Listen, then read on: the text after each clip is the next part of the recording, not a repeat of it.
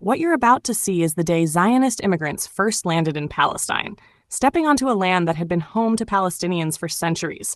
Their arrival marked the start of settlements, land acquisitions, and a plan that would change the region forever: the Zionist movement, planning a homeland. The story begins in the late 19th century.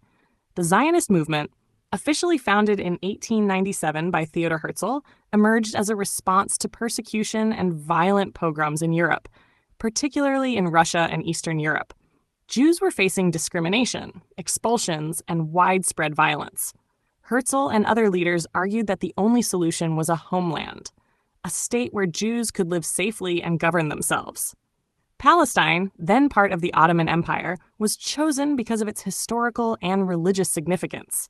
For Zionists, it was the ancestral homeland of the Jewish people. But it was already home to millions of Palestinians who had cultivated the land, built villages, farmed, and lived there for generations. The movement was not merely about migration or seeking safety.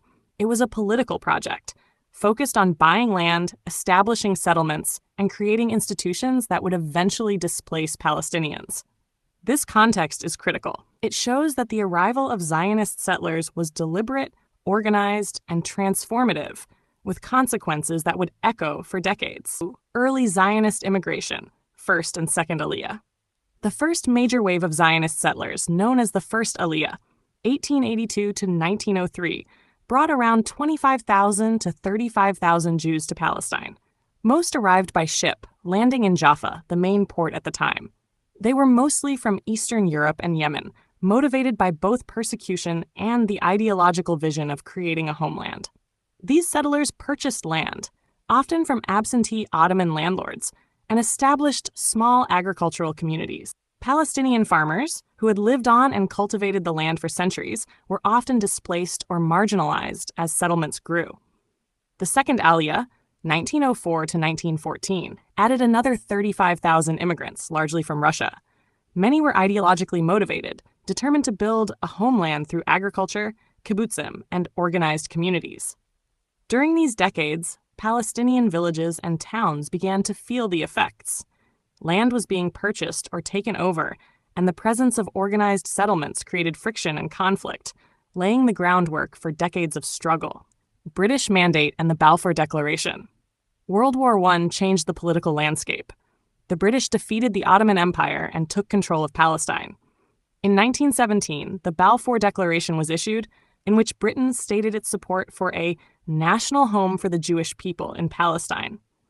While celebrated by Zionists, this declaration came at the expense of Palestinians. Britain did not consult the local population, effectively promising land that had been cultivated and lived on for generations. The declaration provided Zionists with international legitimacy, encouraging more settlers to arrive and more land to be acquired. During the 1920s, Jewish immigration increased significantly, and settlements expanded. Palestinian communities resisted, but the political and military support behind Zionist settlements created an imbalance of power. This period marked the beginning of organized land acquisition, backed by international forces, which would accelerate the displacement of Palestinians. Major immigration waves and rising tensions. The decades following the British Mandate saw even larger waves of Jewish immigration. The third Aliyah, 1919 to 1923, brought around 40,000 immigrants, many inspired by the Balfour Declaration and fleeing post-World War I instability. The fourth Aliyah, 1924 to 1928, added approximately 80,000 Jews, mostly from Poland and Hungary, escaping economic hardship and anti-Semitism.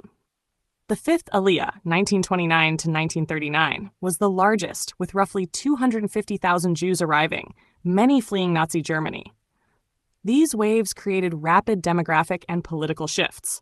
Settlements expanded, land ownership changed, and the Palestinian population began to experience widespread displacement and growing tensions.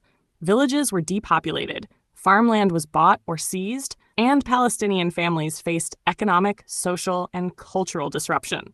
This is the period when the organized Zionist presence transitioned from immigration to settlement and state building, laying the foundation for what would become Israel.